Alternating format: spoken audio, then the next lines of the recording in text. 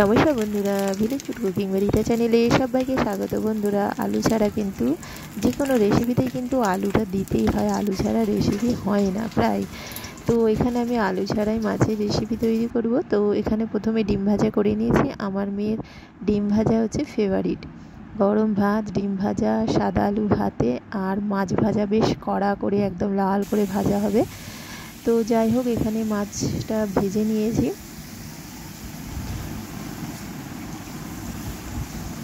তো এখানে দুটো ঝিঙে দিয়েছি। ঝিঙেগুলো একদম নরম, সজনে ডাঁটা আছে আর ঝিঙে আছে। ঝিঙেটাকে পাঁচফোড়ন দিয়ে বেশ ভালো করে নাড়াচাড়া করে নিয়েছি, একদম নরম ঝিঙে। তো এর মধ্যে মশলা দিয়ে দিয়েছি ধনে গুঁড়ো, জিরে গুঁড়ো, হলুদ গুঁড়ো, লঙ্কা গুঁড়ো আর 1 চিমটে গরম মশলা গুঁড়ো, লবণ সব দিয়ে ভালো করে নেড়ে চেড়ে নেবো মশলাটা।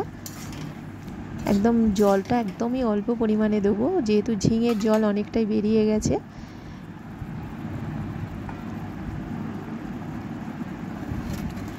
আর এই গরমকালে কিন্তু ঝিঙের যে কোনো রেসিপি ভালো লাগে। ঝিঙে ভর্তা, ঝিঙে পোস্ত, ঝিঙে দিয়ে ঝোল, ঝিঙে দিয়ে মাছের যে কোনো রেসিপি খুবই ভালো লাগে।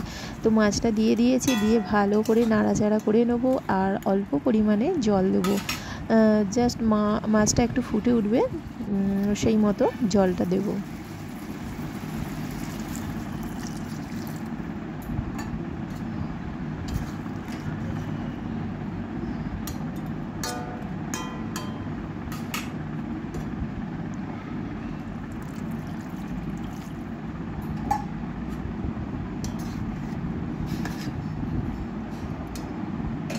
নামানোর আগে একটু কাঁচা সর্ষের তেল দিয়ে নামিয়ে নেব।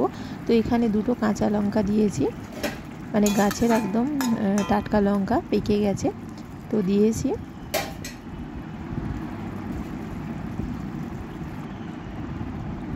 তো এরপরে নামিয়ে নেব, কাঁচা সর্ষের তেল দিয়ে নামিয়ে নেব।